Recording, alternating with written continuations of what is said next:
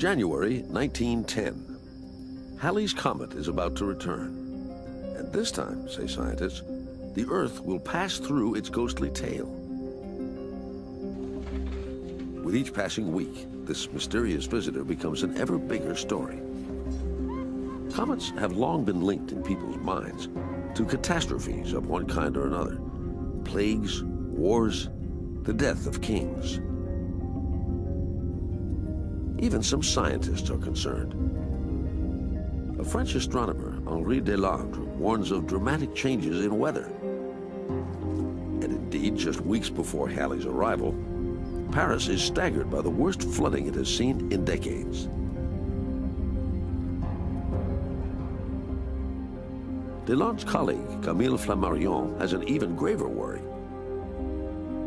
He fears gases in the comet's tail might combine with nitrogen in the Earth's atmosphere to produce enough nitrous oxide, or laughing gas, to cause contagious gaiety, paroxysms of delight, and in the end, widespread madness and death.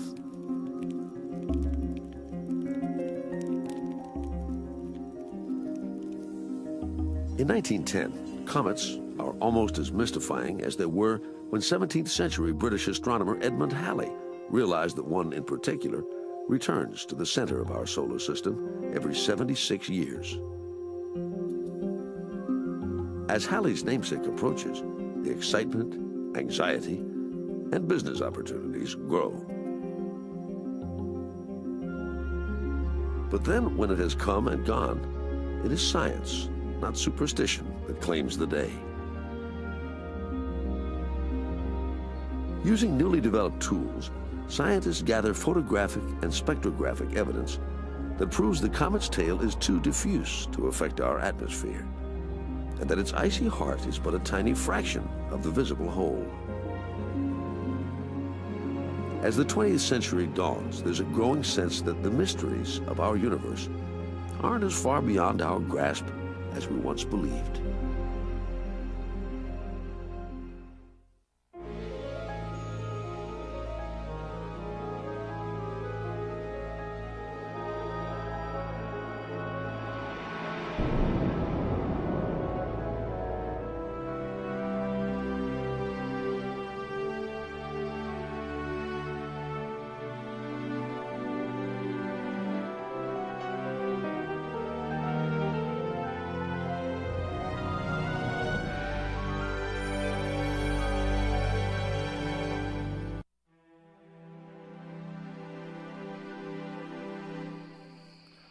In my grandfather's time, at the turn of the century, the night sky is the greatest show around.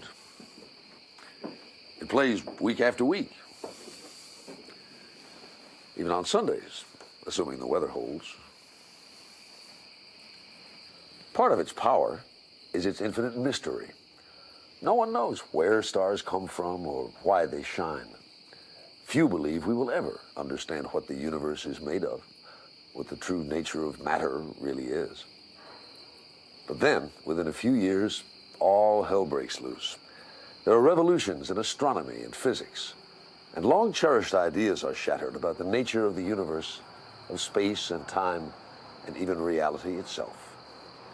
The only thing that remains the same is the glory of the view.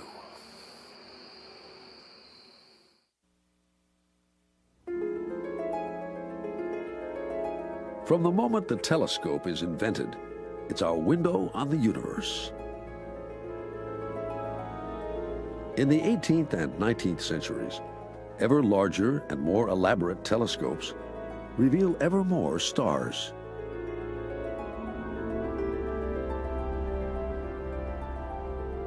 By the end of the 19th century, telescopes are so large and reveal so many stars, astronomers are working overtime just to catalog them.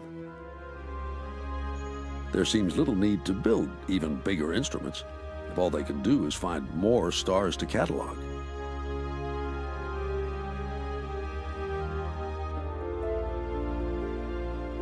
But George Ellery Hale disagrees. He's passionately convinced a big enough telescope will change astronomy in ways it's impossible to anticipate. And he's determined to make that happen. That passion brings him to Mount Wilson in Southern California, where the air is almost always free of turbulence and clouds. It's the perfect spot for an observatory. With funds from the likes of steel tycoon and philanthropist Andrew Carnegie, Hale sets out in 1908 to build on Mount Wilson the world's largest telescope. The instrument he envisions will be almost twice the size of any then in use. It will collect and focus light with a mirror 100 inches wide. Hale's enthusiasm is infectious and persuasive. It also masks the enormity of the technological challenge he's undertaking. Nobody is pouring glass, molding glass at the size that's going to be necessary. Nobody is creating the kinds of beams and girders and the superstructure that's going to be necessary. These things weigh hundreds of tons, thousands of tons. You also have the difficulty that they're located on mountaintops. You have to build the roads. You have to build the living quarters for the astronomers. You have to have machine shops on site. It just goes on and on and on. These are almost kind of technological kingdoms in their own right, and they've never been designed on this scale before. Things seem to go wrong from the start. The mirror has to be the largest solid piece of glass ever made. A French glassmaker pours enough green glass for 10,000 champagne bottles into a huge mold and then packs the whole thing in manure to slowly cool it. Unfortunately, it comes out flawed. Twice more they try, and each time the giant discs crack as they cool. Lacking the money to try again, Hale orders his opticians to grind the first, in the hope its flaws aren't fatal. It takes 4 years of grinding and polishing to finish the mirror, and even longer to build the rest of the telescope and its dome.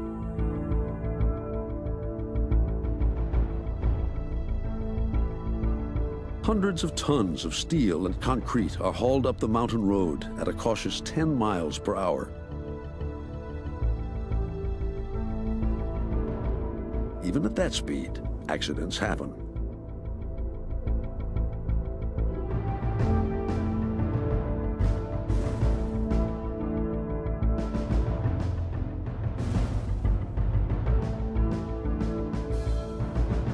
The steel sections of the telescope itself are built at an East Coast shipyard.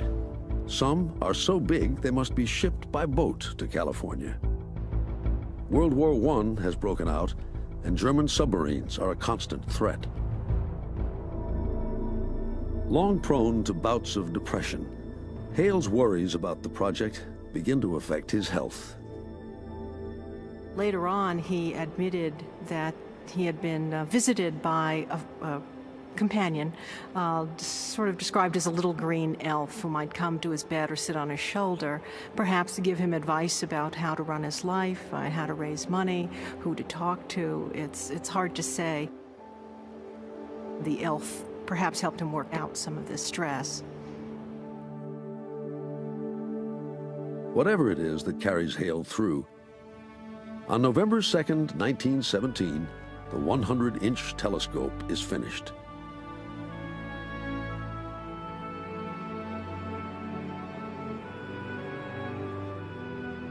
Its 100 tons of iron and steel move with the precision of a fine watch.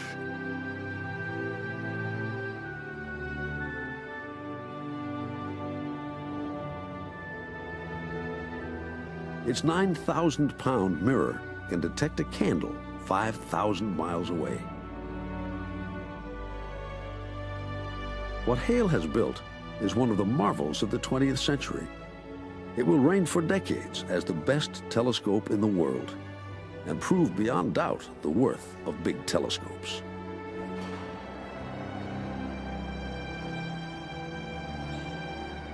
To spend a night here is the dream of astronomers the world over.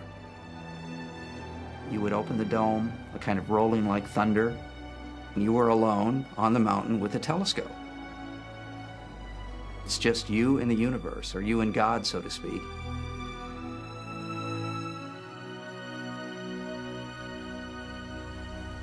You'd sit at the platform at the telescope, guiding, making very fine adjustments on this magnificent instrument with a little hand paddle, with your eye staring down onto the illuminated crosshairs, and work there 8, 10, 12 hours. Oftentimes it was extremely cold. In winter they wore heavy coats, sometimes they wore bearskin or sheepskin coats. You could literally have your tears freeze to the eyepiece, and they wanted hot coffee, but Hale wouldn't allow it. He thought it was poisonous to the system. 20 hours. Coffee isn't all that Hale keeps off the mountaintop. In the 1920s, I would not have been allowed to work up here. In fact, I wouldn't have been welcome even as a wife or a visitor of any of the scientists. Hale, in his days at Yerkes, had found that the wives of some of the astronomers became a distraction to their monastic scholarly studies, and so they were essentially banned from the mountaintop. Ironically, without the contribution made by a woman, the first great discovery made with the 100-inch might not have been possible.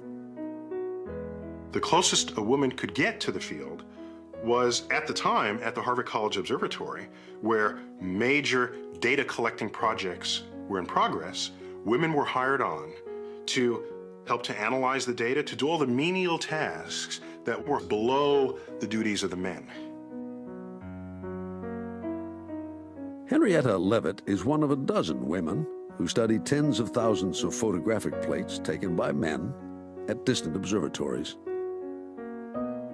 Leavitt's task is to examine plates taken at different times and look for stars that vary in brightness. She notices a pattern in one class of stars, called Cepheids, and realizes the time it takes them to reach their maximum brightness can be used to determine how far away they are. It's a landmark discovery. Before Leavitt, astronomers couldn't calculate the distance to any but the closest stars. What Henrietta Leavitt did was provide one of the first, and still to this day, one of the most fundamental yardsticks in the universe. It is the measure by which all distances are determined.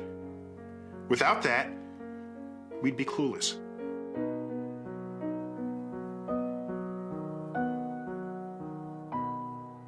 All the astronomers George Hale brings to Mount Wilson will, at some point in their careers, make use of Leavitt's celestial yardstick. But there's one for whom it will have special significance: Edwin Hubble. A star athlete in college, Hubble had won a Rhodes Scholarship and studied law at Oxford University in England. Upon returning home, however, he decides against becoming a lawyer and heads off to graduate school to take seriously a fascination with the stars that he has felt since childhood. When Hubble arrives at Mount Wilson in 1919, he's a smart but arrogant 29-year-old who has taken pains to adopt what he sees as the proper image of an astronomer. What he tries to do is to create this portrait of himself as a kind of natural-born patrician. He tries to lose his Missouri roots because I think he's embarrassed about those things. He sees the English gentleman as being the prototype of what he wants to become. He wears English tweeds, he wears knickers, which have gone out of fashion except on the golf course. He smokes a pipe.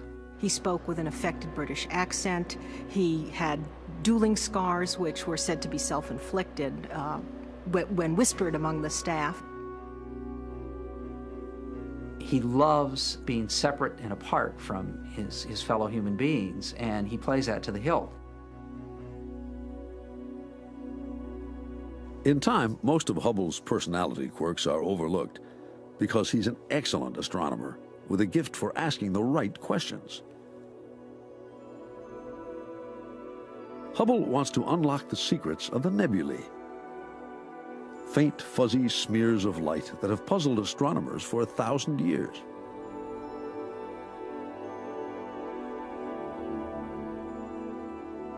Even with Hale's magnificent 100-inch, their true nature eludes him for 4 long years. Finally, in October of 1923, while photographing one of the spiral arms of the great nebula in Andromeda, Hubble catches a break He took a 40-minute photographic plate and developed it the next day and looked at it and thought he saw what was then known as a nova. That was another hot topic. That is, what were novae, what were stars that brightened unexpectedly. So his curiosity piqued. He decided the next night, which was a better night, to take another exposure and took a deeper photographic plate. This plate has what he believes are 3 novae. Yet an even greater surprise awaits him. Well, when he got down to the mountain the next day and he began to compare the plates with those that had been taken earlier, he discovered that one of the 3 novae was not in fact a nova, but it was a Cepheid. And it's a eureka moment. He writes in capital letters on the slide itself, VAR, exclamation point, for variable star. Hubble knows instantly, thanks to Henrietta Leavitt's discovery about Cepheids, that this star and the system it's a part of must be very far away, and the universe must be far larger than anyone had dreamed. Yeah, it must have been a good moment for him. What he found was that the distance to M31, the Andromeda galaxy, one of, turns out, our nearest neighbors, is about 2 million light years. So people had been talking about the scale of our galaxy, 10,000, 20,000, 30,000, maybe 100,000 light years. What this meant was that M31 and all those other galaxies were not part of our system. They were themselves big systems equal to the Milky Way. There are, in fact, billions of galaxies, each one containing hundreds of billions of stars. Hubble's discovery of the stunning size of the universe and the multitude of stars and star systems that can be found within it changes forever our picture of the cosmos.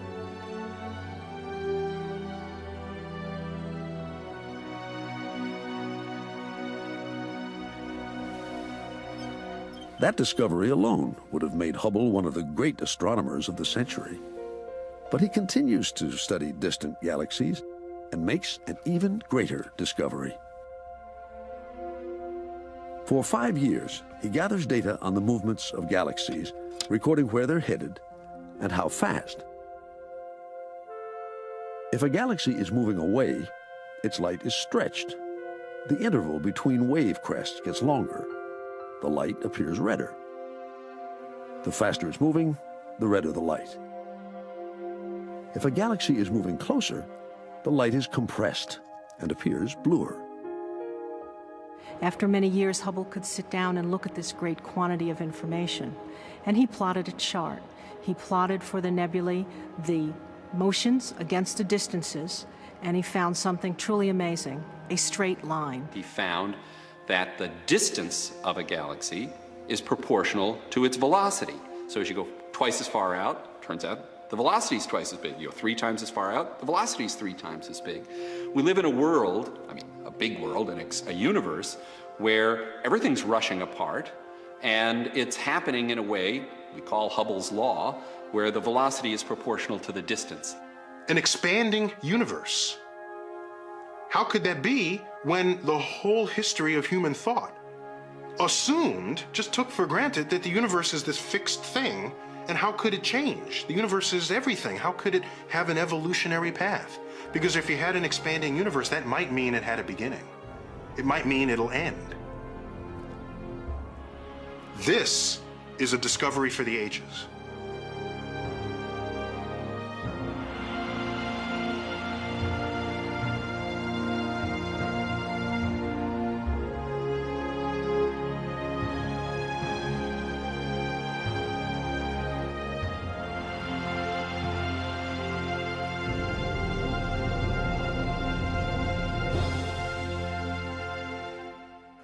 Before Edwin Hubble's discovery, even the great physicist Albert Einstein assumed that the universe is fixed and eternal.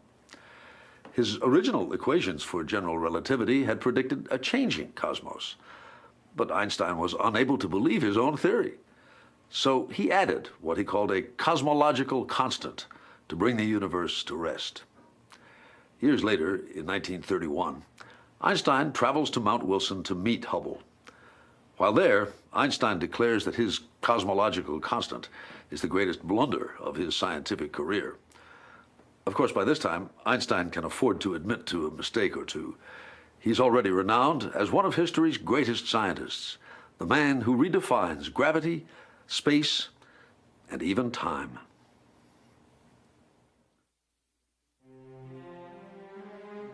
At the age of 22, at the turn of the century, Albert Einstein is living in Zurich and facing an uncertain future.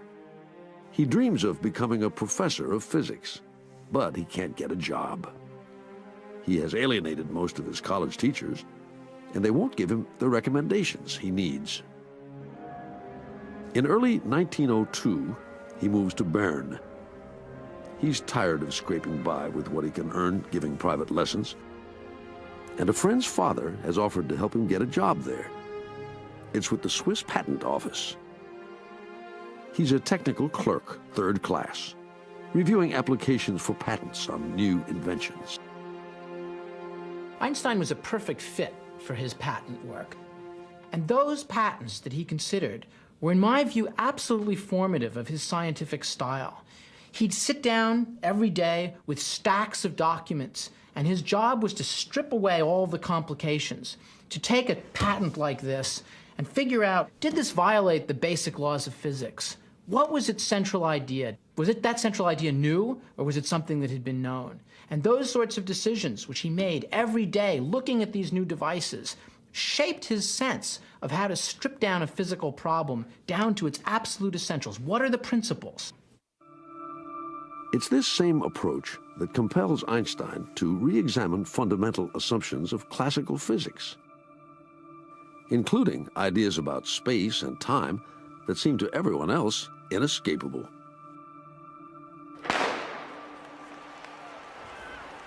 In the early 20th century, everyone, from physicists to sports fans, takes for granted that a mile is a mile, no matter where the race is run. That the runner who finishes in 4.5 minutes is faster than the one who finishes in 5.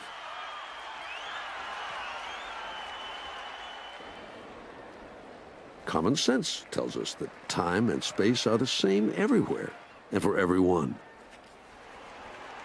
Indeed, that was Isaac Newton's starting point when he wrote down his laws of motion and gravity in the 17th century. Laws that seem to explain everything from the flight of an arrow to the orbits of planets. But Einstein is willing, where others are not, to question everything, even our common sense view of the universe. All I have tried to do in my life is ask a few questions. Could God have created the universe any other way, or had he no choice? And how would I have made the universe if I had the chance?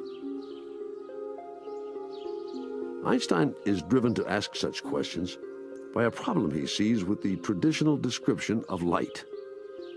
He knew from Maxwell's equations, from the great classical physics that had preceded him, that light could be understood as a wave, and that every time you saw a wave of light, it was always traveling by you at some enormously fast speed, like 186,000 miles a second. So we were always in the position of somebody, say, standing on the beach, watching a train of waves go by. Now, with any kind of wave that you've ever seen, or Einstein had ever seen, you could always catch up with it if you went fast enough. If you had a bunch of waves going down a canal and you got on your horse and rode alongside it, you'd see the wave just frozen, as if it was not moving, because you'd be moving with it. And Einstein's thought to himself was this: what if I caught up to a light wave? What if I went as fast as light was going? Would I see it still the way the horseman sees the waves in the canal if he catches up to it? And then he thought to himself, well, that would be such a strange sight. It doesn't correspond to anything anyone's ever seen, a still wave of light. Einstein is convinced that light wouldn't be light if you could catch up to it. But in classical physics, you can catch up to any wave, and light is a wave. How could it be that there was a wave moving along that you couldn't catch up to? He didn't know how to solve the problem. He didn't even know how to articulate the problem fully, but there was something wrong. Children who wonder about things like light, time, and space are satisfied with the stock answers and never give them another thought as adults. But because I was a late developer, I first pondered such simple questions as an adult, and so probed them more deeply and tenaciously than any child would do.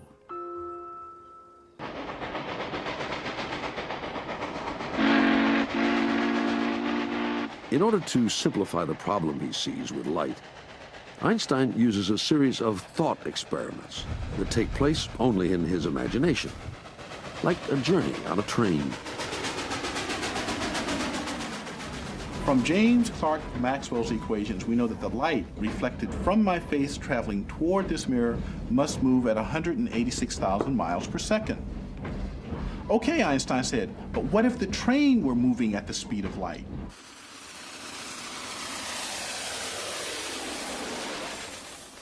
One possibility is the train catches up to the light waves, so they never reach the mirror. But Einstein is convinced this can't happen. Light can't stand still. And what does it mean if I do see my reflection in the mirror? Well, from my point of view, everything is just fine.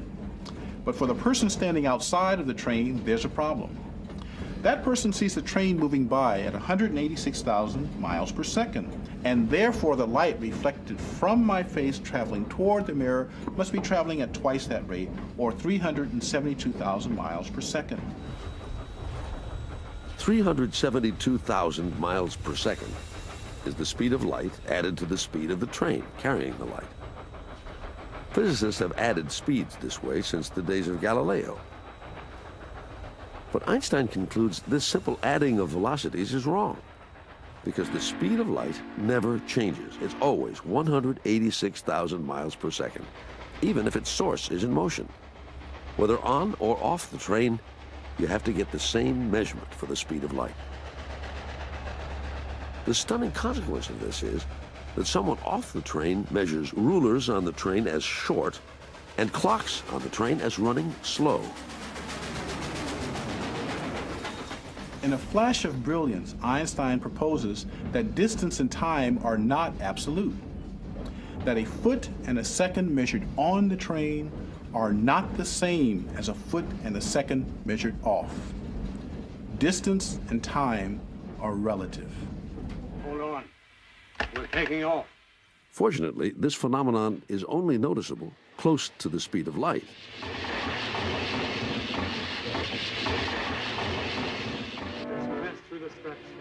Imagine yourself alongside early 20th century science fiction swashbuckler Flash Gordon. When not fighting the bad guys or trying to escape from some monster, you're dashing around the galaxy at incredible speeds. While you are, your clock and those back on Earth are running at different speeds. Assuming you've been gone for the better part of a year, when you get back, everyone you knew will have been dead thousands of years. It's the ultimate example of relative time. But Einstein isn't finished quite yet. He still has to conjure up the most famous equation of the century. E equals mc squared. Einstein realized that not only does time slow down the faster you go, he also realized that when objects move, they get heavier as they move. It was a curiosity. Why should objects get heavier as they move? And then he suddenly realized that the reason why objects get heavier as they move is because the energy of motion is being converted into mass. Now think about that for a moment. The energy of motion is being converted into mass. This means that energy is turning into mass, and mass is turning into energy. And Einstein quickly wrote down, it's only one step, quickly wrote down the equation that relates energy to matter, and it is exactly E equals mc squared. Einstein's theory of space and time is called special relativity. Physicists are intrigued, but little changes in Einstein's life. With a growing family to support, he remains at the patent office and moves on to another, even greater intellectual challenge. Special relativity applies to objects moving at constant speed. But most movement involves acceleration, speeding up or slowing down. So Einstein sets out to extend relativity to cover accelerated motion. It turns out to be one of the hardest problems any scientist has ever taken on. Einstein struggles with it for 10 years. Now, most of us physicists, when we grapple with a problem that we can't understand, we give up and say, God is malicious. He's a nasty God. He's giving us problems that no human can understand. Einstein didn't have that philosophy at all. He didn't say that God was malicious, teasing humans with problems that were beyond human ken. He said God is subtle, that only if we dare to penetrate into the essence of things, then we would find the answer. To get to the essence of accelerated motion, Einstein once again turns to a thought experiment. Imagine this elevator were located in deep space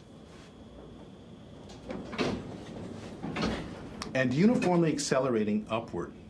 With no windows and no connection to the outside world, Einstein said it would be impossible for us to determine whether or not we're moving. But you might say, I feel the pressure on my feet. But his response to that would be, but how do you determine whether that pressure is caused by the elevator moving upward through space with uniform acceleration, or by the elevator simply sitting on the surface of the Earth and you're feeling the effects of gravity? The fact that you can't tell the difference, says Einstein, means acceleration and gravity must somehow be the same. He concludes, after a series of incredibly complex calculations, that this is only possible if space and time are curved. According to Einstein's theory of general relativity, the curvature of space is caused by the presence of massive objects. Newton had it right that a body in motion tends to stay in motion in a straight line, the shortest distance between 2 points. But in curved space, the shortest distance between 2 points is a curved line. An object experiences acceleration around the curve as gravity. The Earth orbits the Sun not because of a mysterious force, but because the Sun curves the space around it. The Earth is simply traveling the shortest path through curved space.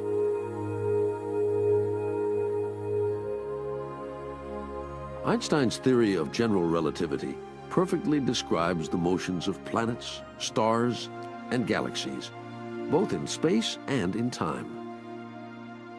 Suddenly, physics could say something about the fate of the universe. It could ask questions about whether the universe as a whole had a certain curvature, whether it would come back in on itself, whether it would expand out forever. General relativity had a scope as infinite as the universe. The world is not the same place once you understand these theories. Space and time are somehow the same thing. That's very different from my experience as I would go through life. And I can never go back to looking at things the way they were before I understood this theory.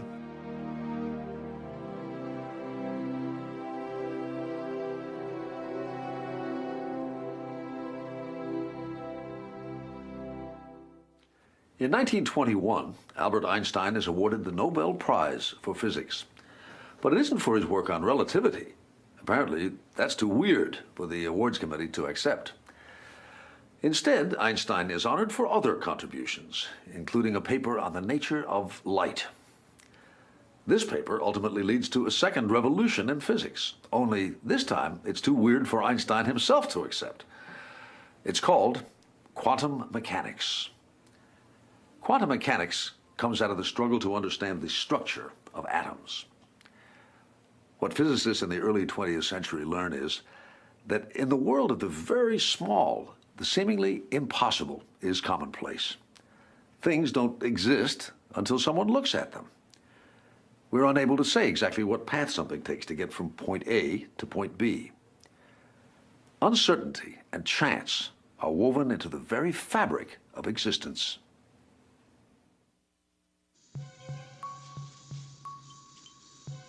One of the key figures in the quantum revolution is a young Dane with a tendency to mumble. He's the scientist on the right. His name is Niels Bohr. And from childhood, it's physics that consumes him. Once, while playing goalie in an important soccer game, he starts scribbling equations on a goalpost. Only the screams of an ardent fan snap him out of his reverie in time to stop an opposing player's potential goal. At school, he's an excellent student, though he seems to have a serious phobia about writing. As a graduate student, he dictates his entire doctoral dissertation to his mother, causing a family fight when his father insists that the budding PhD learn to write for himself. He never does. After his marriage, his wife gets the job. In 1912, shortly after receiving his doctorate, Bohr travels to England. He comes to Ernest Rutherford's laboratory just 1 year after Rutherford makes a startling discovery about atoms. Atoms had been seen as amorphous blobs of positive charge studded throughout with negative electrons. In fact, Rutherford says, they're more like little planetary systems. All the positive charge and virtually all the mass is concentrated in a tiny nucleus, around which the electrons orbit like planets around the sun. This is the courtyard at Cambridge University, where Rutherford began and ended his scientific career. Imagine an atom this size. If we think of that being the size of an atom, then the size of the nucleus would only be 1 millimeter in diameter. That's a bit smaller than this little grain of sand that I've got in my hand here. In other words, what it means is atoms are essentially empty space. Now, how can we reconcile that with the fact that matter is matter, and my hands don't go through one another? Well, that's crazy, because if it's mostly empty space, they should pass right through one another. Well, what we understand now is, in fact, that the reason my hands don't go through one another is that while the space is empty, what it's filled with is really electric fields. When the electrons come within a very small distance of each other, they begin to repel each other. So we have the illusion that things are solid, when actually we have this tremendous vacuum given by the fact that the atom is basically empty. Now, this means that I'm not really sitting in this chair at all. The atoms of my body are about 1 angstrom hovering over the atoms of this chair. Rutherford's conception of the atom is a breakthrough, but almost immediately he finds a paradox at the heart of it. See, the problem was that if you've got a nucleus with a positive charge and electrons in orbit about it, then we know that the electron should very rapidly orbit into the nucleus. It should do it in a fraction of a second. That's a very secure prediction of classical physics. And that's catastrophic. What it's telling you is that atoms cannot exist. It means that you and I would not exist. The atoms would have no way of supporting themselves with the large volumes that they have. When Niels Bohr arrives in Manchester, Rutherford is ready to abandon his model of the atom. But Bohr sees a way to save it. He was so excited, he canceled his honeymoon. He had to delay his wedding, cancel the honeymoon, and his poor fiancée, instead of going on a luxurious honeymoon, had to take dictation as her husband dictated one of the greatest masterpieces in physics because he himself could not get himself to write down the paper. What he proposed was that you would not allow the electrons to move in any orbit about the nucleus, as you could according to classical theory, but only to occupy certain very well-defined orbits about the nucleus. There would be an orbit here, an orbit here, an orbit here, but there would not exist orbits between these. There's nothing in between. In between exists nothing. And that's very non-Newtonian. If you take the Earth and you could move the Earth a little bit closer to the Sun, no problem. Would have a different orbit, would be stable, would have a different time to go around the Sun, no problem. That you cannot do with an electron around a nucleus. You cannot just change the orbit by a little bit. You have to change it by, so to speak, a lot. Bohr's idea that electrons can have only certain orbits draws inspiration from other new theories that suggest heat and light come in units that can't be divided, called quanta. But applying this quantum idea to matter is practically sacrilegious. In fact, most physicists disapprove of Bohr's theory. Whenever they meet, they scoff at the idea that an electron can be in some places but not others, that matter comes in some sizes but not others. If it's not nonsense, at least it doesn't make sense. This is just a cheap excuse for not knowing what's going on. The assumptions are too bold, too fantastic. They can't be right.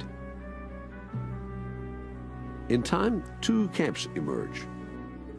A group around Bohr, which believes in his so-called quantum theory of matter, and those who cling to the classical view. No less than the true picture of nature is at stake. In 1926, Werner Heisenberg, a 25-year-old German physicist, comes up with a mathematical description of atoms that goes a long way toward legitimizing Bohr's view. Classical physicists remain unconvinced. Heisenberg's mathematical matrices are too complex, and the mysterious comings and goings of electrons are just too hard to imagine. Within a year, an Austrian named Erwin Schrödinger offers an alternative. Schrödinger had this beautiful theory of the electron as a wave. It was smeared out over space and time. It wasn't a particle at all. Physicists loved this idea. We had a physical picture. We could look inside the atom. Physicists knew how to calculate with waves. They calculated waves as an undergraduate in college. They knew how waves went around and formed orbits. So the appeal of the Schrödinger picture was that it was pictorial. It was almost Newtonian. It was continuous. None of this quantum business. And you could calculate with it. So which is it? Is matter made up of waves or particles? They seem to be complete opposites. Waves can pass through one another, sometimes canceling each other, sometimes making even bigger waves. But particles, on the other hand, bounce, smash, exert force when they meet. They can't cancel each other out. So these two pictures clashed with each other, and they debated. And they had arguments, and they yelled and screamed at each other. In fact, one day, Heisenberg was so worried that he simply came down with hives and hay fever and tremendous case of allergies, worrying about whether or not the rival picture was correct. In 1926, Bohr and Heisenberg invite Schrödinger to Bohr's new institute in Copenhagen to try and work out their differences. Heisenberg writes about the visit. Though Bohr was an unusually considerate and obliging person, he was able in such a discussion to insist fanatically and with almost terrifying relentlessness on complete clarity in all arguments. He would not give up, even after hours of struggling, until Schrödinger had admitted that his interpretation was insufficient. Every attempt from Schrödinger's side to get around this bitter result was slowly refuted, point by point, in infinitely laborious discussions. Bohr's wife nurses Schrödinger when he falls ill from exhaustion. She brings him tea and cake, even as her husband sits on the edge of the bed continuing the argument. Still, Schrödinger clings to his classical view, wearily noting at one point, if one has to go on with these damn quantum jumps, and I'm sorry I ever started to work on atomic theory. The essence of the Bohr-Heisenberg picture was that the electron was a particle. However, there was a certain amount of uncertainty with regards to where the particle was. Now, one day, Heisenberg was so paralyzed, worrying about all these problems, that he took a walk in the park. Outside his institute, there's a famous park, and late at night, he walked through the park wondering, how can it be? How can it be that you don't quite know where the electron is? And then in a flash, he understood. Because to understand where an electron is, you have to look at it. To look at it, you have to shine a light on it. But when you shine a light on it, that disturbs where the electron is. So the very fact of observing an object changes its location. Therefore, he realized that uncertainty is an essential part of his picture. Heisenberg calls his insight the uncertainty principle. In a clear mathematical way, it says, the more you know about a particle's position, the less you can know about its speed and direction. And the opposite is also true. The more you know about a particle's speed and direction, the less you can know about where it is at any given time. And when he finally had that idea, he realized that he could merge the Schrödinger picture with the Bohr-Heisenberg picture to give us the modern-day theory of the quantum principle. In other words, the electron is a point particle, but you don't know quite where it is. And the probability of finding it at any given point is given by a wave, the Schrödinger wave. So we now have this beautiful synthesis of waves and particles. Heisenberg's principle indeed is very, very non-intuitive. Frankly speaking, I'd call it bizarre. But you can see it at work. Suppose I have a laser beam here. And I use laser beam because that's right, but I could use any other light for that matter. And I make here an opening, a slit, a vertical slit. And here goes the laser beam right through the slit. Light goes on, and here I project this onto this wall or screen, projection screen. And what do I see? Well, you see exactly what you predict. You see here this laser spot from this beam. But now I'm going to make this vertical slit narrower and narrower and narrower. What now are you going to see? Well, you're going to see exactly what you predict. You're going to cut off the edges of the circle, and the spot gets narrower and narrower and narrower. But now you come to the point that this narrow slit, say, is only 1/100th of an inch wide. And now Heisenberg's principle comes in. Because now you know so precisely in the horizontal direction where the light is, that as it emerges from this slit, the direction of the light is no longer determined according to Heisenberg's principle. And so now what you're going to see, it's going to spread out in the horizontal plane, and therefore what you're going to see on this projection screen is going to get wider. Extremely non-intuitive. Because what am I doing? I'm making the slit narrower and narrower and narrower and narrower. And what do you see ultimately? That the beam horizontally becomes wider and wider and wider and wider and wider and wider and wider. Now that is very non-intuitive, but it's the way the world works. According to the quantum theory, even the most bizarre events have a probability of taking place. There's a certain probability that I will dissolve and simply rematerialize on the other side of that brick wall. Now, you may say to yourself, well, that's impossible. We've never seen anyone dissolve and rematerialize on the other side of brick walls. But we actually give this problem to our graduate students, to our PhD candidates. We ask them to calculate, using the quantum theory, what is the probability that you will find yourself on the other side of a brick wall? Now, to tell you the truth, you would have to wait longer than the lifetime of the universe for such an event to take place. So you don't have to worry. Your atoms are not going to dissolve, and you're not going to rematerialize on the other side of brick walls. But there is a probability you can calculate for that event happening. And then you can ask yourself the question, do I understand it? I don't even know what that means, understanding. I have problems with that. Physics describes things, describes phenomenon. And as long as it is predictable, as long as that formalism applied in a certain situation gives you the right answer, who cares? Who cares what the meaning is of understanding? I think I leave that up to philosophers. And I think they don't have a clue either, of course, but they... Yeah. There are some physicists who refuse to accept that quantum mechanics represents the full story of the subatomic world. The most famous is Albert Einstein. Quantum mechanics is very worthy of regard, but an inner voice tells me that this is not the true Jacob. The theory yields a lot, but it hardly brings us any closer to the secret of the old one. In any case, I am convinced that he doesn't throw dice.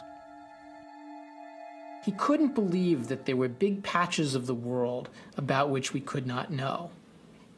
And his idea, from early on in his life, all the way to the end of his life, was that there ought to be a set of equations, deterministic, causal, ordered, formulated in such a way that they could tell us everything about a future in terms of everything about the present. And quantum mechanics wouldn't allow it. He couldn't stand that idea. The world's greatest physicists gather in Brussels in 1927. Einstein challenges Bohr and the idea that uncertainty rules the world. Werner Heisenberg writes in his diary, "We all stayed at the same hotel.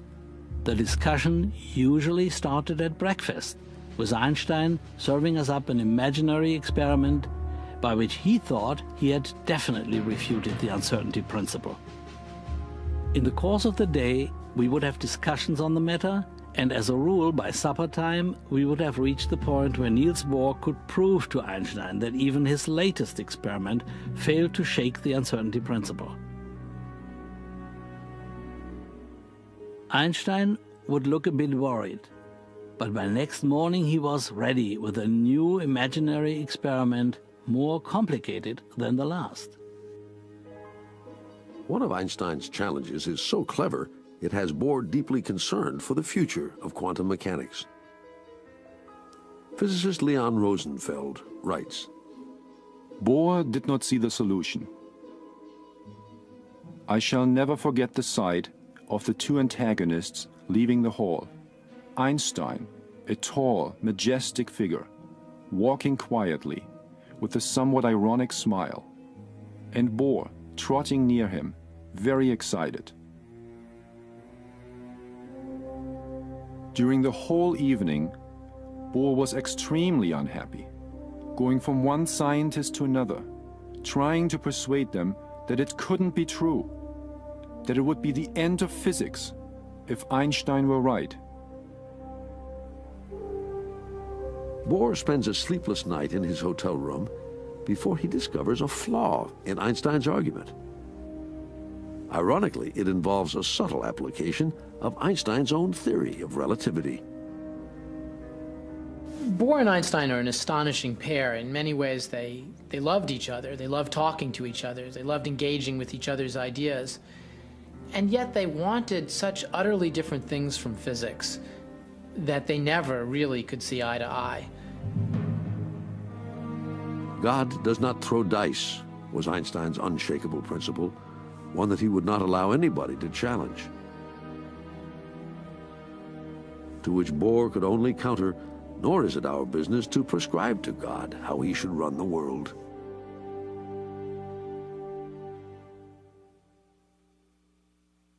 Einstein and Bohr had their last battle about quantum mechanics in 1933.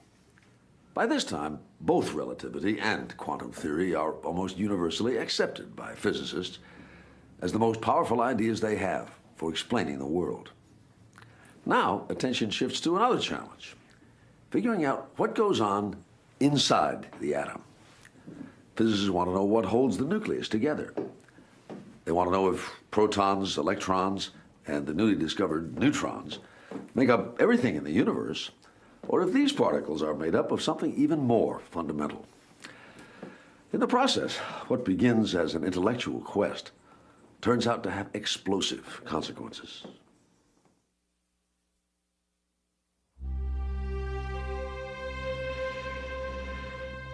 In the early 1930s, Albert Einstein emigrates to America to escape the rising tide of fascism and anti-Semitism in Germany.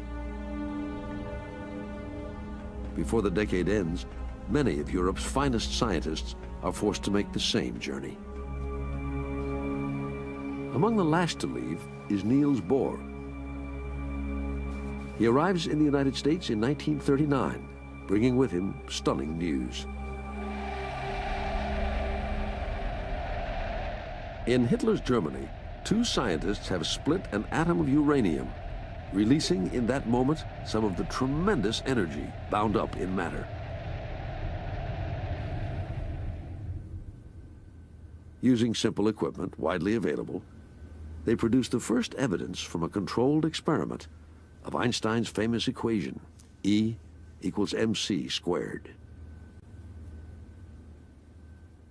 I was in Berkeley, and people had gone to the meeting in Washington where Bohr brought his news, and they called up and said, gosh, this is amazing, can you do it? And in a day or two, 2 or 3 people had done it. No longer any doubt about it. That uranium... I could see the big spikes of fission on the oscilloscope screen. And by the end of the month, everybody knew this was going to be a wartime device. At a super-secret facility deep in New Mexico's scrubland, the U.S. Army assembles a team of American and transplanted European physicists, the greatest collection of scientific talent the world has ever seen. Their challenge? Create an atomic bomb before the enemy. We were galvanized by the notion that the Germans were ahead. They had spent a lot of money, they were very good, they were discovered in Germany, they had able people. Actually, we didn't realize that they had lost so much by destroying the community as they had done. It was lucky. Americans have the talent and practically unlimited resources. In less than 5 years, $2 billion creates a nuclear project the size of the U.S. auto industry.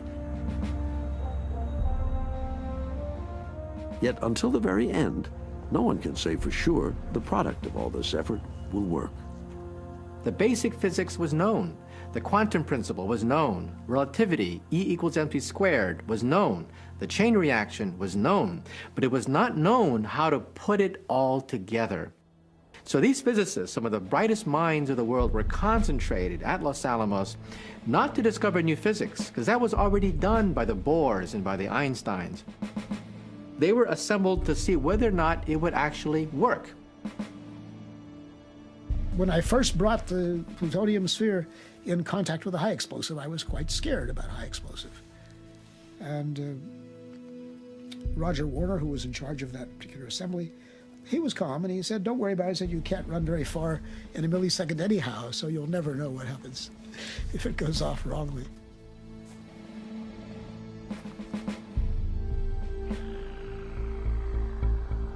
It was a new world. Everyone could see that. Maybe it would bring an end to the war. That was very good, but who knows what was going to come after that? We didn't know. We should have known more than we did, but we didn't. It was this fantastic experience of taking theories that were equations, and building something of enormous power, the power of the sun. But just like the opening of Pandora's box, perhaps humanity was not ready for cosmic fire. Perhaps humanity was not mature enough to handle the power of the sun now being placed on the earth.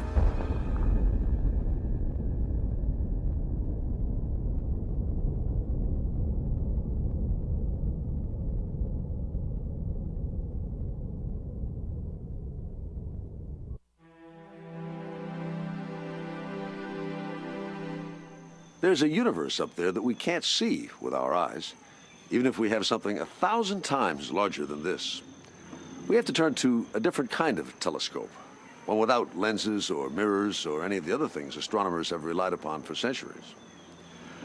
This invisible universe has to be seen with telescopes that use radio waves, X-rays, infrared rays, or gamma rays. Everything in the universe gives off radiation of some kind. For example, the glaze on this teacup emits gamma waves. Imagine that it is a galaxy, and this Geiger multitube a crude ray telescope.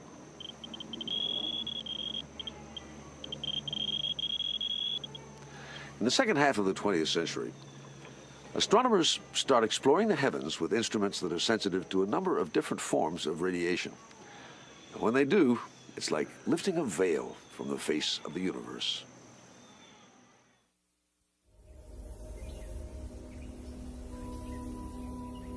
One of the most surprising discoveries of post-war astronomy is made with this device built outside Cambridge, England.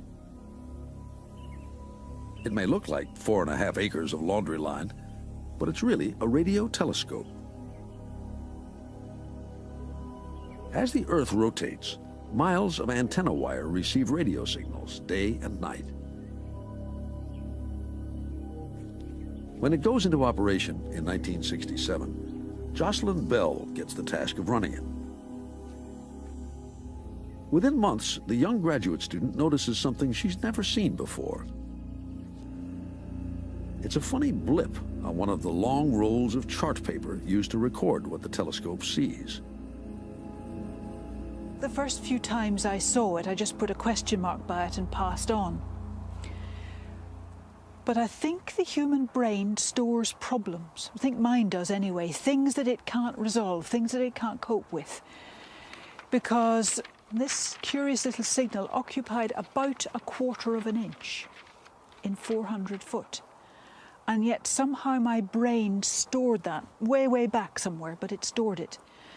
And after it had dealt with this problem a couple of times, and it faced it the third time, it said, I've seen something like this before. She immediately calls her thesis advisor, radio astronomer Anthony Hewish. He's intrigued, but cautions the signal is probably man-made.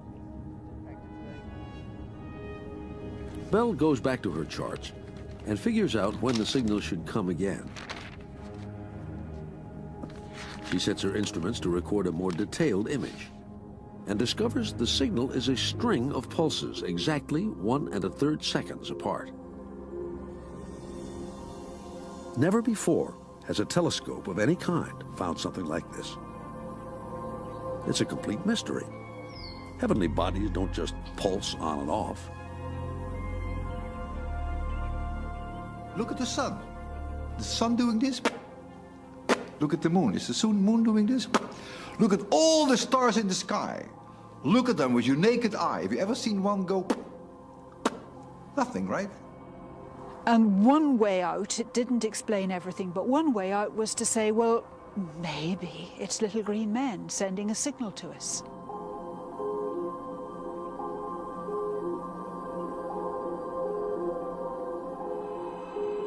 I think they were totally shocked, shell-shocked that this possibility existed.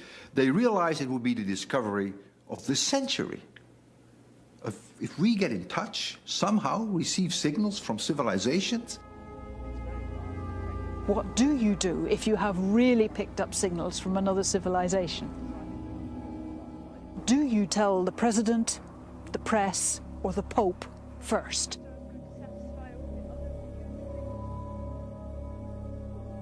Before they can tell anyone anything, Bell finds what could be a second signal. She heads out to the antenna on a cold November night to check it out.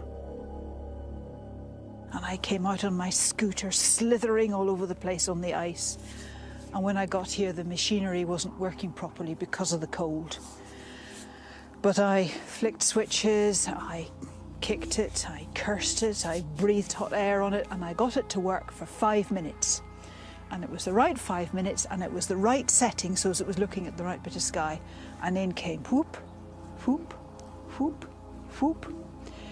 Very like the first lot, but not totally the same. A little bit different. 1 1/4 seconds instead of 1 1/3. And that settles the little green men question, because it's so unlikely there'll be 2 lots of little green men, opposite sides of the sky, both deciding to signal to an inconspicuous planet and using a not very intelligent way of doing it also. so it had to be something stellar. The news of Bell's pulsing stars spreads rapidly through the astrophysics community. It is clearly an important discovery. What they are and how they pulse is a real mystery. Formed in a rotating medium. So if you take a large object collapsing and it rotates enough, then you go back to the old argument that we had that maybe it breaks up. Perhaps it's a white dwarf. Perhaps the residue doesn't get to. Finally, a physicist connects what Bell has found with an old theory about the death throes of stars. This theory, long assumed to be untestable, predicts that when a large enough star runs out of nuclear fuel, it will collapse and crush the atoms within it.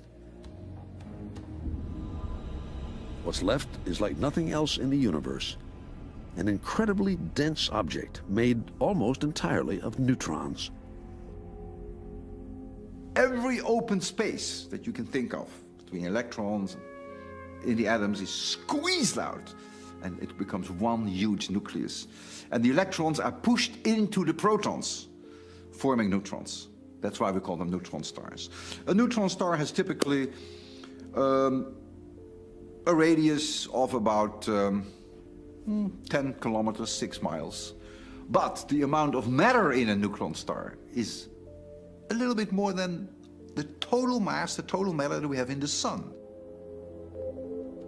A spoonful of this neutron star matter would weigh, if you like the word weighing, in pounds, it's 2 times 10 to the 11. It's a 2 with 11 zeros pounds in one spoonful.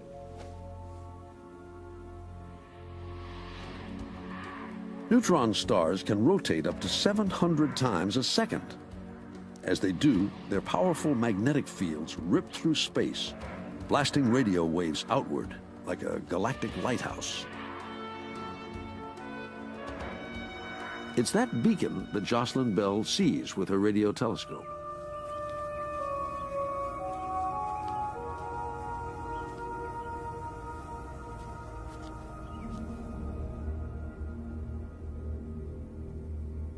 Theory had said that neutron stars are possible, but for decades, astronomers and physicists clung to the view that they're just too weird to be real. Bell's discovery is dramatic confirmation that the universe is stranger and more fantastic than anything we experience in our corner of the cosmos.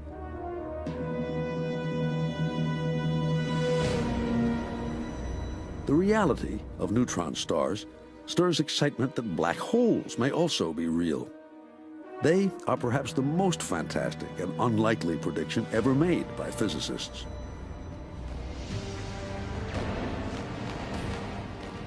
World War I had just broken out when Albert Einstein publishes his general theory of relativity. Among those fighting on the Russian front is a German astronomer and physicist named Karl Schwarzschild. With the war raging around him, Schwarzschild discovers that Einstein's equations predict the existence of a star so unimaginably dense that even light cannot escape it. From the battlefield, he sends Einstein his calculations. Just weeks after receiving Einstein's reply, Schwarzschild dies on the front lines. Einstein marvels at Schwarzschild's work, but he never accepts that such a star could really exist. As he puts it, it just doesn't smell right.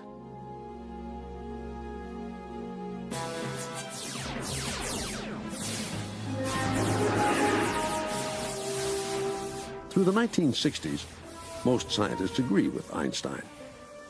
But the public is completely taken with the idea of a dark star from which escape is impossible and where time and space cease to exist.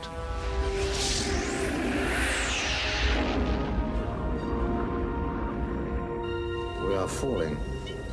Towards what, I wonder? Zen, put forward coordinate 890 on visual. Confirmed.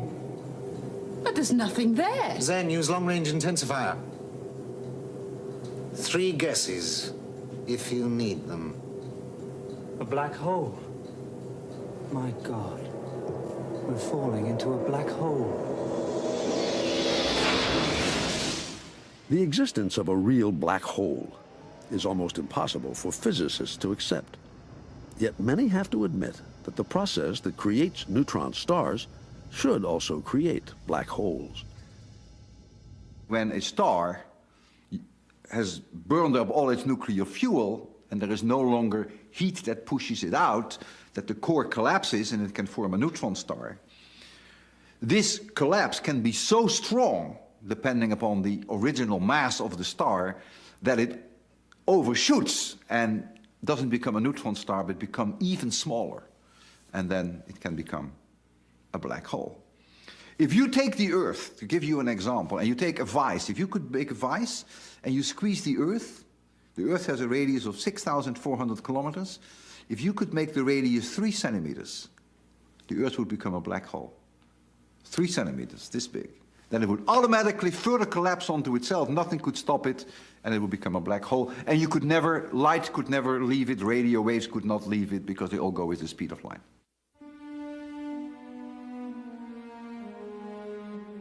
Finding something that doesn't give off light or any other kind of radiation is tricky, to say the least. It's not until the early 70s that astronomers stumble on the first indirect evidence of a black hole. The first clue comes when X-ray telescopes reveal an area of intense violence and temperature in the constellation Cygnus. Paul Murden is one of many astronomers who begin to focus on this area. Working with Louise Webster, he finds a supergiant star orbiting something they can't see. Logically, the supergiant must be circling a much smaller and denser star. One so dense, its gravity is sucking huge amounts of matter from its larger companion. Only this could produce the intense X-rays other astronomers had detected. Further measurements reveal the small star's gravity must be greater than anything discovered before. The only explanation is a black hole. There is still no absolute proof that black holes exist. But from the 1970s on, most scientists have come to accept them as real. Incredibly strange, but real. Because with a neutron star, at least you can imagine it has a surface. And you can land on that surface. And okay, it is a mind-boggling magnetic field, all right, but so be it, it's there. And okay, it rotates 700 times per second. But a black hole has no surface. So you can't even talk about a surface that rotates around. It doesn't exist. And there is no time that you can define. That is pretty bizarre. That goes beyond, totally beyond my imagination. I'll be very honest with you. But yet, it's one of my specialties. I measure them, I find them. Can I envision them? No.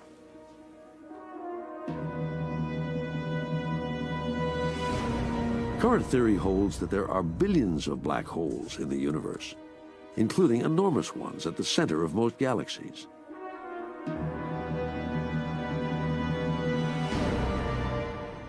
These are so large, they must have devoured millions, perhaps even billions of stars. But even the birth and growth of black holes are nearly as fantastic as the creation of the universe itself.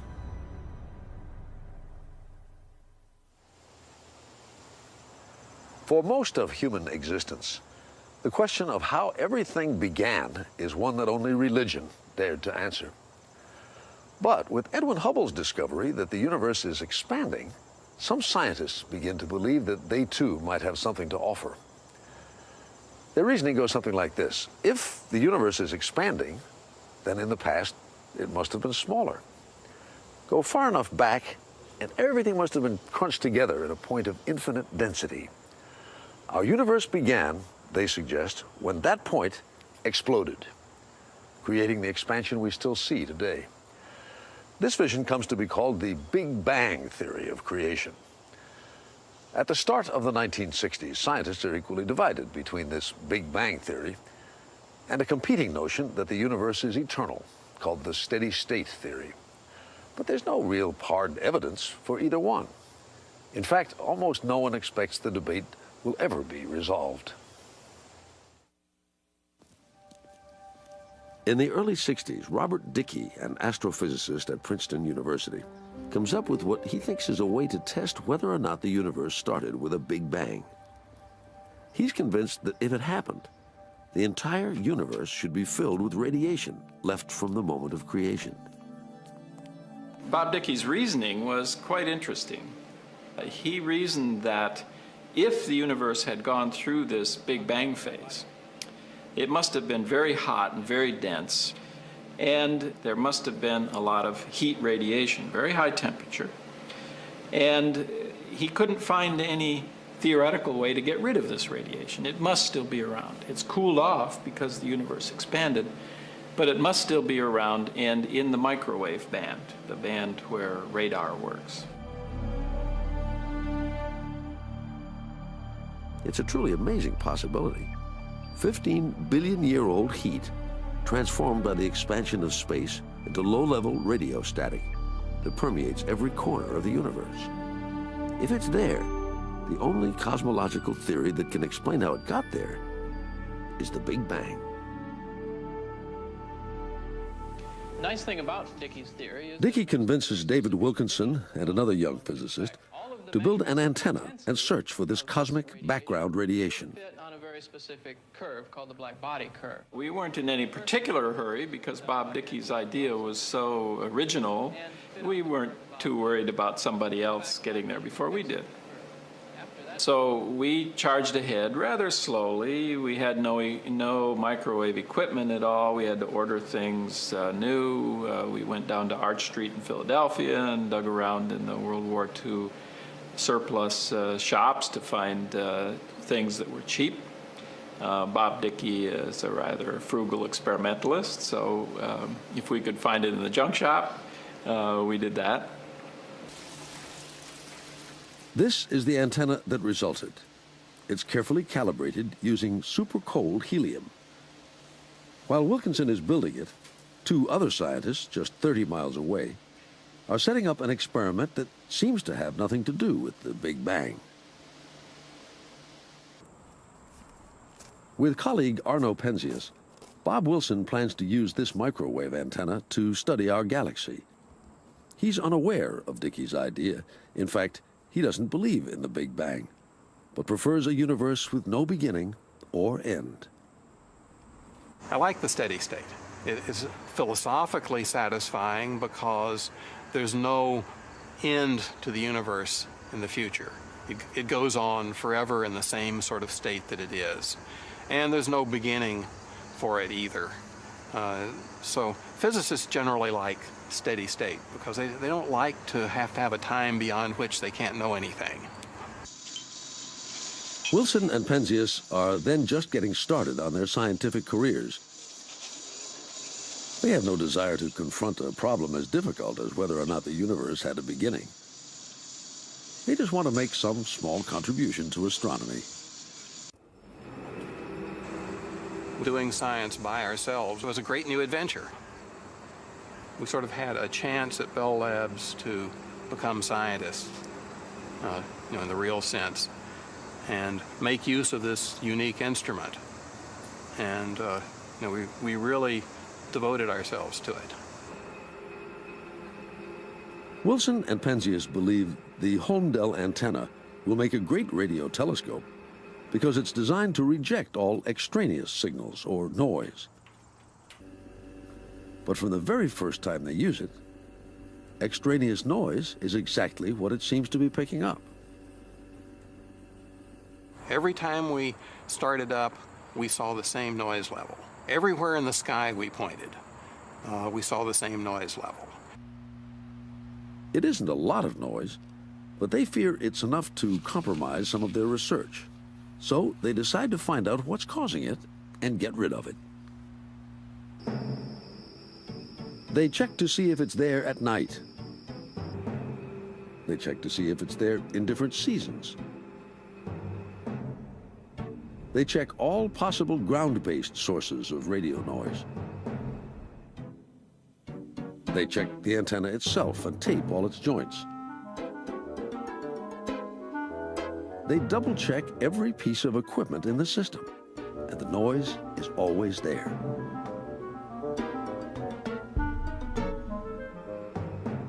With few alternatives left to try, they decide to check a real long shot. A set of pigeons had started roosting up in the throat of the thing, and of course they'd coated it with the same white pigeon droppings that you see on statues and so forth in the city. We got a ladder from the carpenters and a couple of push brooms and some scrub brushes, and scraped off the difficult ones and swept the whole thing out.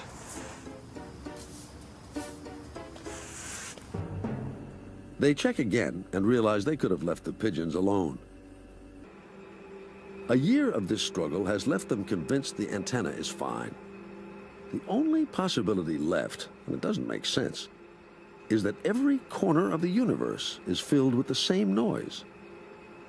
Desperate, they begin calling other astronomers for help, and one suggests calling Bob Dickey. The phone rang, and Bob picked it up, and it was two guys from Bell Labs who had a problem, which at first didn't seem to have anything to do with us. We didn't learn very much on the telephone, but they agreed to come out and see what we had done and tell us about what they had in mind. He hung up the phone, and I'll never forget exactly what he said. These are his exact words. He said, "Well, boys, we've been scooped." Robert Wilson and Arno Penzias had already heard the echo of the Big Bang. Their annoying background noise was, in fact, nothing less than a whisper from creation itself.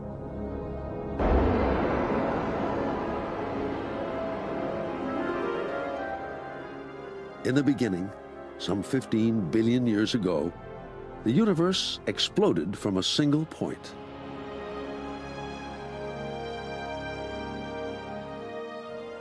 Less than 1 minute later, it's 1 billion miles across. Though cooling rapidly, it still has an average temperature of 1 billion degrees.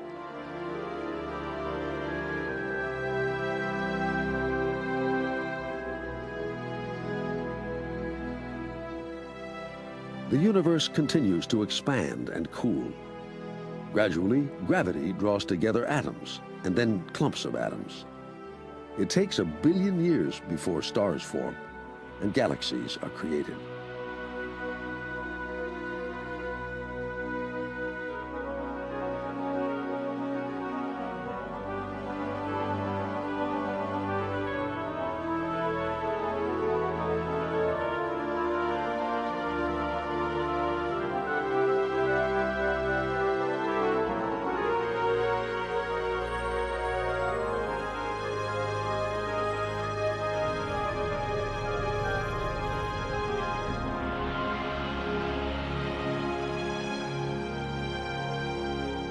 Eventually, around some of the stars, planets form, and on at least one, life begins.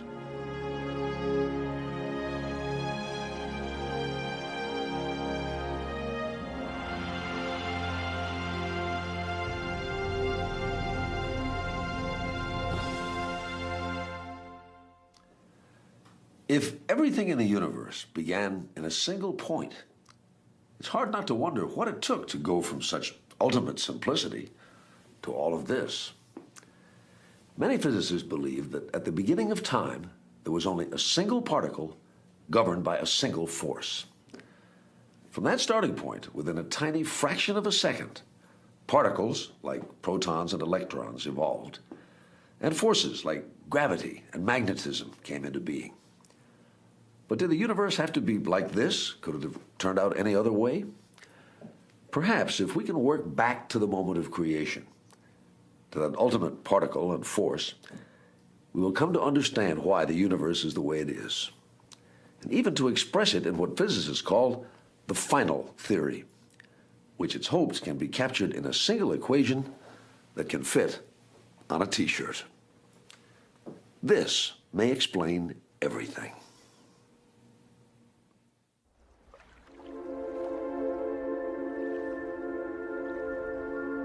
When we look at nature, we see the complexities, the differences among things.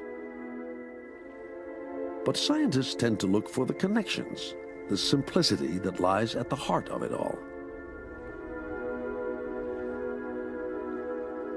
The more you learn about nature, the simpler it looks. And that's why I think we will find a final theory.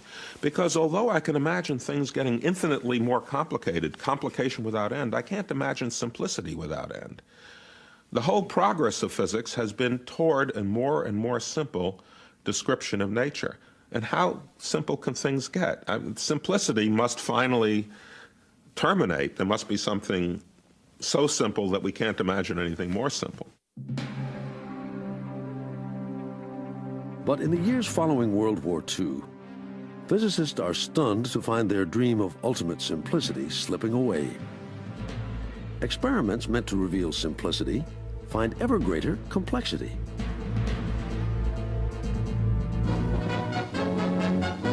Berkeley, California, home of the Bevatron. The BeV stands for billions of electron volts, world's most powerful atom smasher. It's the beginning of the era of big science. Giant atom smashers are built to accelerate subatomic particles to fantastic speeds and smash them into other atoms. Each new accelerator built after the war was more powerful than the one that came before. Each was able to ram particles into each other harder and to show what was happening at a smaller and smaller scale. It was just like the telescopes. With each new telescope that was built, you could see further out into space, gather more light, resolve objects more precisely. With each new accelerator, people were able to see deeper into matter, more precisely, better resolution, smaller scale. Photographs of the tracks of the objects produced in these accelerators reveal a multitude of new particles that seem just as fundamental as the familiar proton, neutron, and electron. We were literally drowning in subatomic particles. One year, out of sheer frustration, J. Robert Oppenheimer, father of the atomic bomb, stated that the physicist who does not discover a new particle that year should win the Nobel Prize in physics. There were hundreds and hundreds of particles which looked just as elementary as the proton. It became clear that if elementary meant anything, either there was something more elementary inside these particles, or perhaps they were all elementary, a frightening idea. Among the physicists unhappy with all this complication is a brash young theorist named Murray Gell-Mann. By the age of 25, Gell-Mann is already well known in the world of physics for his encyclopedic interests and knowledge, his quick and creative mind, and his frequently abrasive personal style. A colleague says of him, Murray has no particular talent for physics, but he's so smart, he's a great physicist anyway. The important thing is first to steep yourself in the problem, to look at the puzzle, all the pieces of the puzzle. By looking for patterns and symmetries, Gell-Mann finds a way to organize all the newly discovered particles into families. Then, inspired by a chance encounter during a visit to Columbia University in New York, he takes a giant step toward simplicity. Over lunch, a physicist approached him and said, "Isn't it possible that your theories could be explained by postulating 3 even more fundamental particles?" Well, everyone at that table dismissed that idea immediately, and they patiently explained to this physicist what was wrong. You would have fractionally charged particles, an outrageous, ridiculous idea, because everyone knew that particles were either +1 or -1 in charge, never 1/3 or 2/3. But over the months that follow, Gell-Mann grows to love the idea of this deeper level of reality. The fact no one's ever seen particles this bizarre, he decides, isn't his problem. In early 1964, Gell-Mann proposes to the world the existence of 3 new fundamental entities he calls quarks. His 3 quarks could combine in different ways to reproduce the properties of this enormous particle zoo. It would simplify, organize, predict. It was a great scientific advance. The problem was that no one had ever seen anything that looked like a quark. Now, what are the quarks? Are they actually real objects? Well, my experimental friends are making a search for them in all sorts of places. One atomic spectroscopist friend of mine calls me up sometimes at midnight to report his progress in a search for quarks in seawater. Most things with curious chemical behavior in the ocean end up eaten by oysters. And so now he's grinding up oysters and looking for the atomic levels in the oysters. So far, though, no quarks. Physicists were faced with a paradox. Where were the quarks? Everywhere we looked, we could not find any physical evidence for the quarks. And in fact, some physicists even began to doubt the correctness of the theory. However, over the years, indirect evidence began to trickle in, confirming this theory. And now when experimenters take a hard look at the proton, they see strong evidence of the quarks inside, and also of the gluon. Quarks may be real, but they're still pretty strange. For starters, they're so small, it's hard to apply to them our normal notions of size. Physicists describe them as points. Points? Come on. What do you mean points? How can something have a mass and a charge and be a point? Well, it takes a few muscles in the mind that haven't been worked on. But if you work on them for a while, you can imagine such an object. It's a little bit like Alice in Wonderland. Remember the Cheshire cat sitting on the tree, smiling, and Alice is noticing that the cat is disappearing in front of her eyes, and poof, when the cat disappears, the smile is left behind. You remember that? Well, in a way, you can look at that as you take a quark, and it's spinning, and it's a spherical, if you like, and it has mass and charge and spin and all these other properties that we like to measure about it. But in front of your eyes, it's shrinking. And finally, it poof, shrinks to a point, leaving behind its spin, its charge, its mass, and if it has a smile, leaving behind its smile. That's the idea of point particles.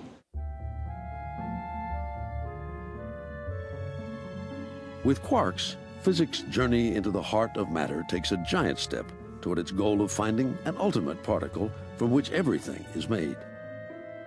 Instead of hundreds of fundamental particles in nature, now there are simply 3: electrons, quarks, and neutrinos, tiny particles with almost no mass that rarely interact with the stuff we're made of.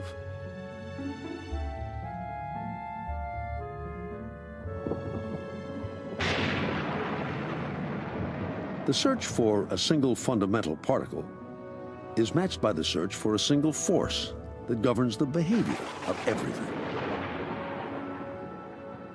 This was Albert Einstein's great quest for the last 25 years of his life. More than once, he thought he had done it, only to learn his solution was fatally flawed. When Einstein was working on unification, he recognized 2 forces, gravity and electromagnetism. But today, physicists have to deal with 2 others, the strong force and the weak force. The weak force is responsible for many forms of radioactivity. The strong force holds our nucleus together. The nucleus is full of protons, which all have positive charges. And if there was nothing to hold them together, the electric forces would make them fly apart, because equal charges are repelled. The strong force prevents that from happening. One of the physicists who plays a key role in their quest for unification is Steven Weinberg. His specialty is the 2 forces within the atomic nucleus, the weak and the strong. Like a lot of other physicists, I got started with chemistry. I had a hand-me-down chemistry set that was given to me by an older cousin. First, I just liked to play with the powders and the liquids and make colored smoke and things like that. And gradually, just reading about it, I became aware that what went on inside an atom was something that couldn't be explained in terms of ordinary things that I knew about in everyday life. And I got the feeling there was something strange and wonderful about physics, which was the science that governed what goes on inside atoms. That feeling about physics stays with Weinberg through college and grad school. In the late 60s, he's struggling unsuccessfully to use certain mathematical ideas to make sense of the strong force, the one that holds atomic nuclei together. And then at a certain point, I think when I was driving my car to MIT, I realized, my goodness, this kind of mathematical idea, although it's a complete loser as far as the strong forces are concerned, is just what we need to make a theory of the weak force. And to my surprise, although certainly not my disappointment, what came out at the end was not just a theory of the weak forces, but inevitably a unified theory of weak and electromagnetic forces. All of a sudden, from 4 fundamental forces, we now had 3 fundamental forces. And this changed the entire terrain of theoretical physics. In order to test Weinberg's theory, the European community spends a staggering $150 million to modify and make more powerful its largest particle accelerator. The protons are in the machine. We're now in the countdown.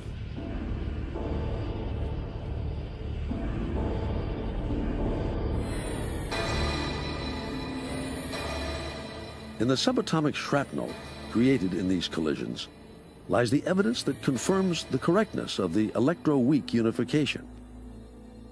The 4 fundamental forces are now 3. But just as 3 types of particles doesn't satisfy, neither does 3 forces. In the mid-1980s, work begins on what most physicists believe is the key to getting even closer to the heart of matter. It's called the Superconducting Supercollider, or SSC. With an underground particle ring 50 miles long, it's designed to recreate the conditions of the universe in its first trillionth of a second. It was to be a device so large it would enclose towns inside it. It was a machine that would require buses to get from one part to another. It was a machine that would ship volumes of data equivalent to the entire Library of Congress out to distant laboratories around the world with amazing frequency. The detectors, the sites where the actual physics would be conducted, would cost $1 billion apiece and have somewhere near 1,000 physicists and probably an equivalent number of technicians at each one. But in 1993, after an investment of $2 billion,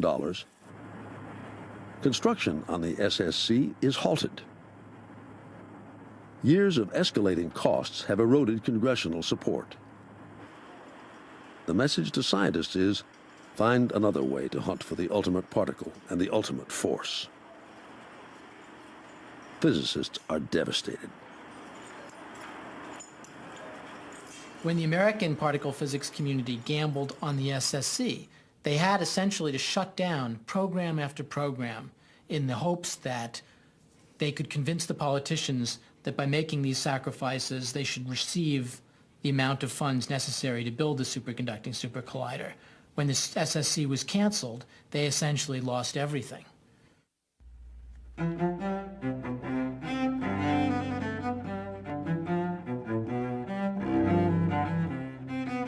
Even still, the search for unification goes on.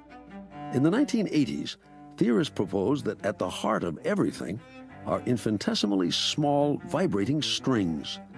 String theory, quite simply, is the most exciting idea to hit physics since the days of Einstein and Bohr. It may well be the final theory, the one that explains absolutely everything. The Pythagoreans believed that music was the language of nature, that their harmonies on a violin string, which they worked out for the first time in history, were the harmonies of the universe. And they thought that all around us, surrounding us, was music, the music of the spheres. Unfortunately, that idea never got anywhere, because that couldn't explain the elements. Now we think that if I have a super powerful microscope and could peer into an electron, I would see a vibrating violin string. And when that note changes, it changes into a quark. It changes into gravity. It changes into light. So in other words, our bodies are nothing but collections of strings. And the laws governing these strings are the harmonies of the strings, and they are the laws of physics.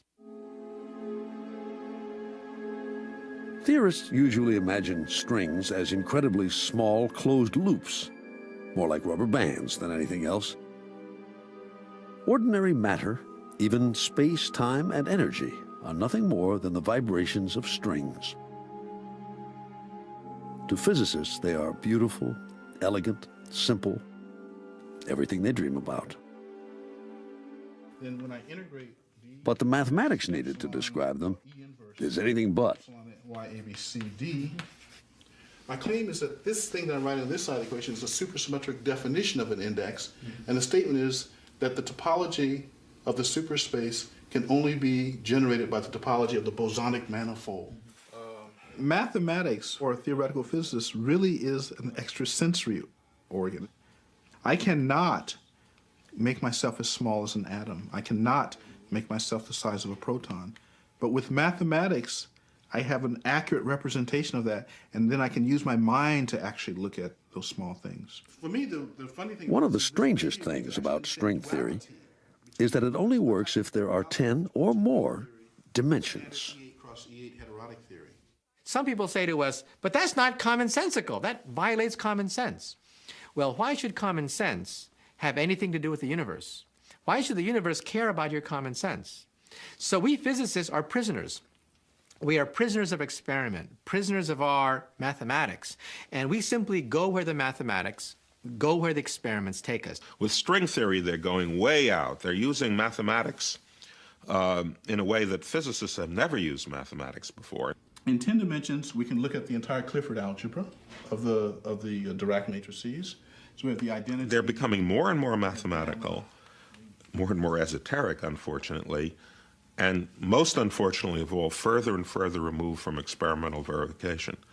But in a sense, it's the only game in town. It's the only hope we have of unifying everything. What we are talking about now is understanding all four fundamental forces. That's the power of this theory. We're talking about a theory of the universe. Will it give me better color television? The answer is no. It's not going to give you a bigger toaster. It's not going to give you better sliced bread. But it will give you is a theory that will affect the future course of human civilization. Your great-great-great-grandchildren will one day live to harness the power of the unified field theory. No one knows if string theory is the final theory, but if it isn't, physicists are sure to keep searching.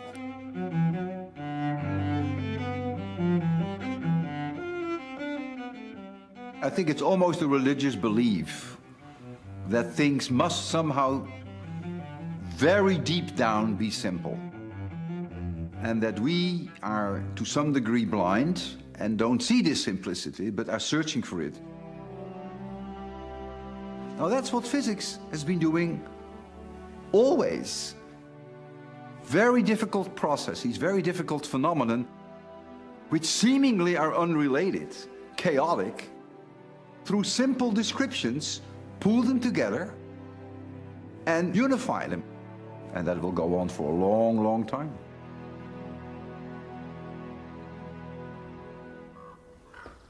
Astronomers will also keep trying to solve the mysteries of the universe. On a mountain in Arizona, one team of scientists is searching the sky for clues to the ultimate fate of the cosmos.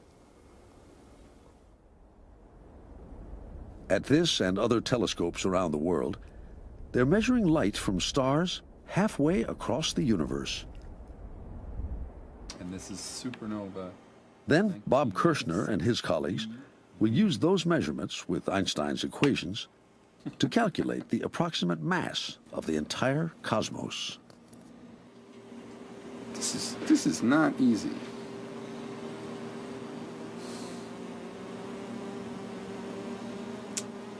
I don't know what we're supposed to do except just sit there and take it. If Kirshner finds enough mass, it means the universe will one day stop expanding and will collapse back upon itself in what astronomers call the Big Crunch.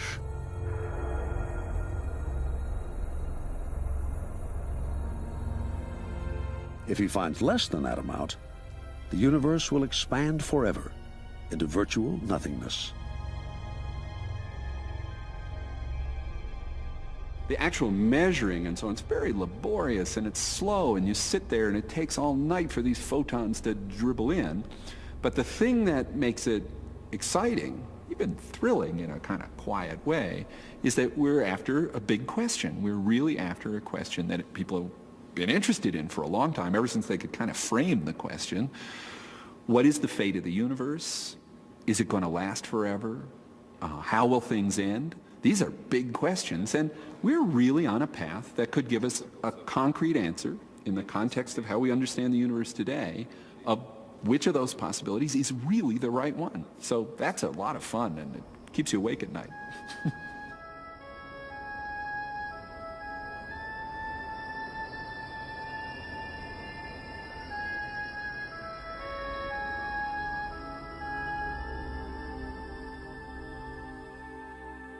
Calculating the total mass of the universe will also shed light on what may be the biggest question facing 21st century astronomy: the mystery of dark matter. That's matter we can't see, but we know must be out there, because we've measured its gravitational effect on the things we can see.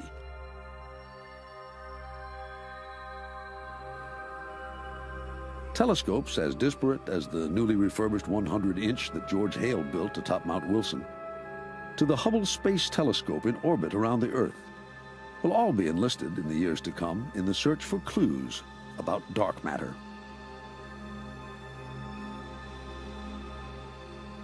Theorists believe 99% of the mass of the universe is invisible to telescopes.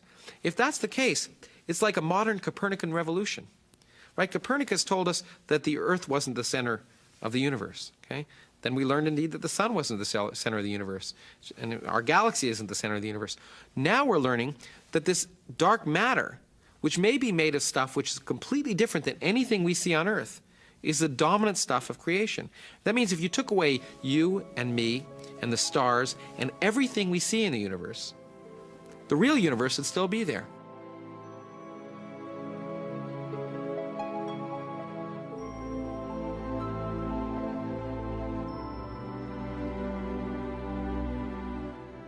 '20th century physicists and astronomers have shown us a universe more amazing than we ever suspected, and a reality stranger than we ever dreamed. And the future promises to dazzle us even more. As Albert Einstein wrote many years ago, the most beautiful thing we can experience is the mysterious. It is the source of all true science.